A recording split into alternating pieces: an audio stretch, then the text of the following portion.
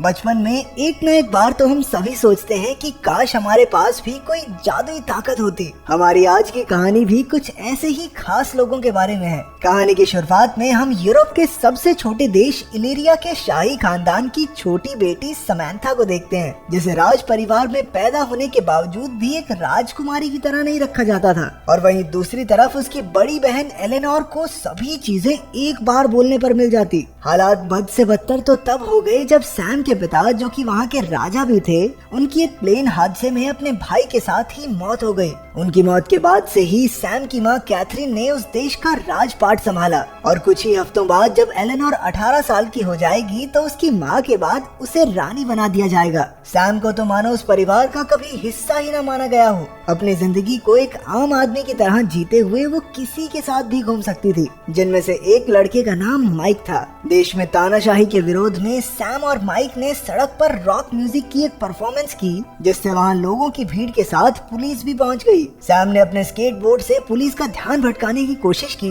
पर एक traffic sign से टक्कर होने की वजह से पुलिस ने उसे धर दबोचा। जब उसे वापस घर लाया गया तब उसने अपनी माँ को बताया कि देश के लोग सरकार से नाखुश हैं, पर कैथरीन ने तो इस बात को मानने से साफ इनकार कर दिया। अगली सुबह वो स्कूल में रोक्साना से मिली, जो उसी की तरह एक शाही खानदान की दूसरी बेटी थी। वो एक शांत मिजाज की लड़की थी जो अक्सर अपने आप में ही खोई रहती। रोक्साना को लाइव स्ट्रीमिंग करना बहुत पसंद था, जिसकी वजह से वो मशहूर भी थी। इसके बाद हमें एक हाई सिक्योरिटी जेल दिखाई जाती है, जहाँ पर 34 नंबर कैदी को अपने सेल में से एक कैपेसिटर मिला, जिसे उसने एक डिवाइस में लगाकर अपने गले में बंधा हुआ नेक कफ खोल दिया। ये करते ही उसकी सारी शक्तियाँ उसके पास वापस आ गई और वो उन्हीं शक्तियों से जेल का दरवाजा तोड़कर वहाँ से निकल गया। इधर सैम और माइक अपने म्यूजिक कॉन्सर्ट की प्रैक्टिस में लगे थे। माइक ने सैम को एक कॉन्सर्ट में साथ चलने को कहा और वो भी मान गई। तभी वो एकदम हैरान रह गया जब सैम को उसके मुंह से गार्लिक नान की स्मेल आई, जो उसने 2 दिन पहले खाया था। उस रात एलेनोर की रानी बनने से पहले की पार्टी अटेंड करते वक्त सैम को याद आया कि उसने तो माइक के साथ एक पार्टी में जाने का वादा किया था। वो उसी वक्त अपनी माँ को झूठ बोलकर वहाँ से निकलकर क्लब पहुँची, लेकिन दोनों के पास आईडी कार्ड्स न होने की वजह से उन्हें क्लब के बाहर ही रोक दिया गया। तभी उन्होंने वहाँ काम करने वालों को पीछे के दरवाजे से अंदर जाते देखा और न जाने कैसे सैम ने उनके पासवर्ड का पता दूर खड़े खड़े ही लगा लिया। ये सब देखकर माइक एक बार फिर से हैरान हो गया। पार्टी के बीच में ही सैम को आसपास की सभी आवाजें सुनाई देने लगी, यहाँ तक कि दिल की धड़कन से लेकर एक छोटे से कीड़े की भी। उसे एकदम से बेचैनी सी हुई और उसने फायर अलार्म बजा दिया, जिसकी वजह से पार्टी बंद हो गई और दोनों को पुलिस फिर से अरेस्ट करके ले गई। कुछ समय बाद दोनों के घर वालों को बुलाकर उनको छोड़ दिया गया। कैथरीन ने सैम को झूठ बोलने की सजा देने के लिए उसे गर्मी की छुट्टियों में भी स्कूल भेजने का फैसला किया। इधर 34 नंबर कैदी अपने पार्टनर को फोन करके उसके सेव वाले आइडिया की तारीफ करते हुए बताता है कि कैथरीन ने ही उसे जेल में डाला था। वो अपने अगले कदम के इंतजार में था और साथ ही उसकी नजर सैम पर भी थी। अगले दिन स्कूल में उसे जानवरी नाम की एक लड़की मिली, जिसने बताया कि उसके पिता और सैम के अंकल दोस्त थे। क्लास में मैटियो, टूमा और रुक्साना भी बैठे हुए थे। कुछ देर बाद प्रोफेसर जेम्स ने उन्हें बताया कि शाही खानदान के दूसरे बच्चे होने की वजह से उन सभी में बचपन से ही एक अनोखी शक्ति मौजूद है, जिसका उन्हें अभी तक अंदाजा भी नहीं। और इस बार गर्मी की छुट्टियों के दौरान उन्हें सीक्रेट सोसाइटी के लिए तैयार किया जाएगा। अपनी माँ कैथरीन को इस सीक्रेट सोसाइटी प्रोग्राम की हेड के रूप में देखकर सैम हैरान हो गई। कैथरीन ने सभी को बताया कि ये सीक्रेट सोसाइटी राजा या रानी पर आने वाले सभी खतरों से लड़ने के लिए बनाई गई थी, लेकिन अगर उनमें से कोई भी इसका टेस्ट पास नहीं कर पाता तो उसकी याददाश्त मिटा दी जाएगी, ताकि उन्हें अपनी शक्तियों के बारे में याद ही न रहे। उनकी पहली ट्रेनिंग में उन्हें एक पिरामिड तक पहुंचना था, जबकि पूरे कमरे में लेजर हथियार थे। जैसे ही टूमा आगे बढ़ा तभी उस पर एक तरफ से हमला हो गया। धीरे धीरे सभी आगे बढ़ने लगे और अपनी शक्तियों के बारे में जानने लगे। रोक्सोना के पास गायब होने की शक्ति थी। टूमा अपनी शक्ति से लोगों को काबू कर सकता था और इधर दूसरी तरफ सैम को बारीक से बारीक चीजें सुनाई और दिखाई देती थी, जिसकी वजह से वो बाकी सबके मुकाबले बहुत तेजी से टेस्ट को पास कर रही थी। पर सभी स्टूडेंट्स अपने पहले टेस्ट में फेल हो गए।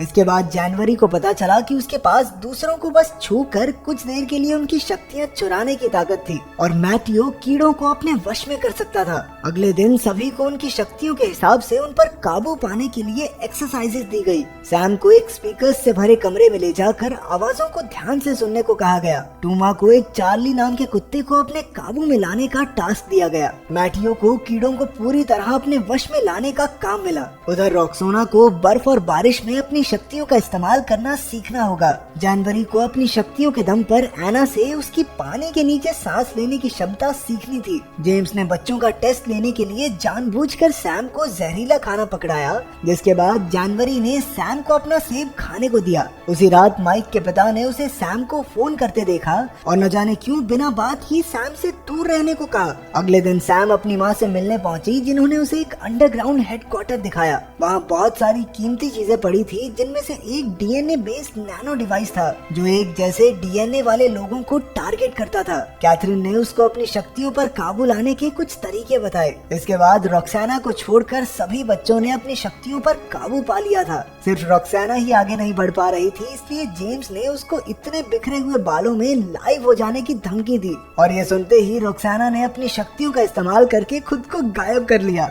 ये होती हैं लड़कियाँ। राजा रानी मारे जाए, याददाश्त चली जाए, फर्क नहीं पड़ता, लेकिन इंस्टाग्राम पे गंदे बाल वाली फोटो नहीं जानी चाहिए। अब सभी स्टूडेंट्स अपनी शक्तियों को पूरी तरह से पहचानने लगे थे और ये देखकर जेम्स बहुत खुश था। उस रात सैम को माइक के साथ एक कॉन्सर्ट में जाना था, पर तभी जेम्स ने सभी को उठाकर उन्हें अपने पहले मिशन पर चलने के ऑर्डर्स दिए, जो था एक अनमोल चीज को चोरी होने से बचाना। जगह पर पहुंचकर सैम ने अपनी शक्तियों से चोर का पता लगाया और फिर सबने उसका पीछा करके उसे धर दबोचा, पर असल में वो चोर नहीं बल्कि जनवरी की कोच थी और ये तो बस उनका ध्यान भटकाने के लिए किया गया था। वो सभी अपने दूसरे मिशन में भी फेल हो गए और ये देखकर जेम्स बहुत नाराज हुआ और उसने अगले दिन की क्लास कैंसिल कर दी। सैम ने माइक को कॉन्सर्ट में न आने के लिए माफी मांगी, पर वो उसे सच नहीं बता सकती थी कि आखिर उसके साथ चल क्या रहा है और इसी बात से बेचारा माइक परेशान हो गया। अगले दिन छुट्टी होने की वजह से सबने बाहर घूमने जाने का प्लान बनाया और इसी बीच जनवरी और सैम में अच्छी दोस्ती हो गई। सैम ने तो उसे अपने घर भी बुलाया। दोनों सहेलियां चुपके से उसके घर में घुसकर स्टूडियो में गई, जहां सैम ने जनवरी को बताया कि उसके पिता उससे इतना प्यार करते थे कि उसके लिए उन्होंने पूरे टावर को स्टूडियो में बदल दिया। तभी वहां माइक भी आ गया और सैम को उसके बिना ही मजे करते देख वो नाराज होकर वहां से चला गया। कुछ देर बाद कैदी नंबर 34 ने अचानक से उन सभी पर हमला कर दिया और वहां से भागने से पहले उसने सैम को स्नोफ्लेक्स कहकर पुकारा, जो सैम ने फट से पकड़ लिया क्योंकि सिर्फ उसके पिता ही उसे स्नोफ्लेक्स बुलाते थे। जेम्स ने सबको शांत रहने को कहा, लेकिन सैम उसकी बात ना सुनते हुए कैदी नंबर 34 के पीछे भागी और उसने उसे जंगल में ढूंढ लिया, जहां जेम्स सैम को बचाने की कोशिश में बुरी तरह जख्मी हो गया। उसने सैम को बताया कि वो ही उसका चाचा एडमंड है, लेकिन इससे पहले वो उसे कुछ और बता पाता, जनवरी वहां आ गई और चोरी की हुई शक्तियों से उसे एक जोरदार मुक्का दिया। वो सैम और प्रोफेसर जेम्स को वहां से ले गई, जिसकी हालत इतनी नाजुक थी कि उसे हॉस्पिटलाइज करवाना पड़ा।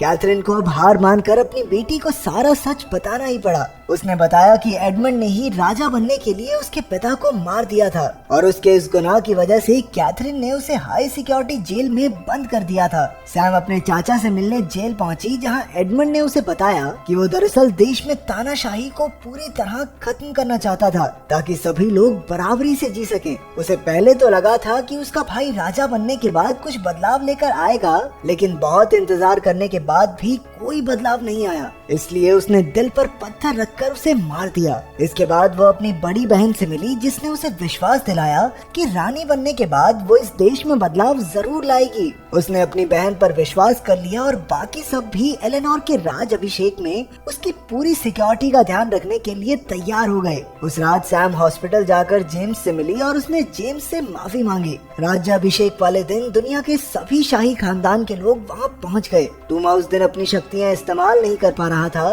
क्योंकि उसकी शक्तियाँ जनवरी ने चुरा ली थी और वो चुपके से अंडरग्राउंड हेडक्वार्टर्स में पहुँच गई। वहाँ जाकर उसने गार्ड्स को एडमंड को छोड़ने के ऑर्डर्स दिए और हमें पता चलता है कि एडमंड के साथ फोन पर कोई और नहीं बल्कि जनवरी ही थी। वो दोनों शुरुआत से ही मिले हुए थे। फिर उसने वापस जाकर अपने दोस्तों को अपना पीछा करने को कहा और उन्हें सेल में बंद कर दिया। लेकिन मैथ्यू ने अपनी एक मक्खी की मदद से सैम को सारी बात बता दी। सैम ने अपनी शक्तियों का इस्तेमाल करके एडमंड को ढूंढ लिया और उसका पीछा करने लगी। इधर रानी का राज अभिषेक शुरू हो चुका था और एडमंड ने वहां पहुंचकर एक नैनो डिवाइस फिट कर दिया जो उन सभी लोगों को खत्म कर देगा जिनमें भी शाही खानदान का खून है। सैम को पता चल चुका था कि जानवरी उसके पीछे आ रही है। वो भागकर माइक के घर गई और उससे मदद मांगी। पहले तो माइक ने मना कर दिया, लेकिन जब सैम ने उसे अपना सीक्रेट बताया तो वो मान गया। दोनों ने फिर साथ में पहले जानवरी को पकड़ा, जिसने मान लिया कि वो एडमंड का साथ इसलिए दे रही है ताकि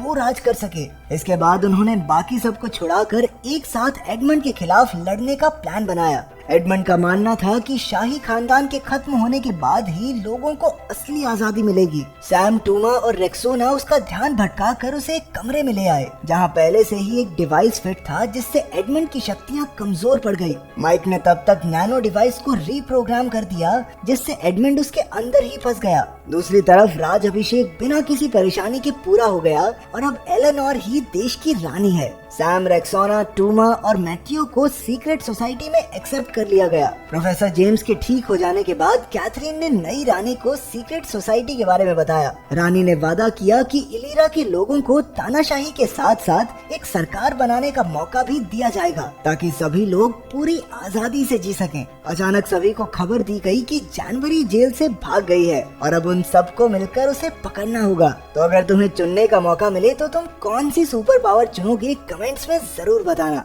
इस वीडियो को लाइक करें, हमारे चैनल को सब्सक्राइब करें और बेल आइकन जरूर प्रेस करें हमारी न्यू वीडियो सबसे पहले देखने के लिए।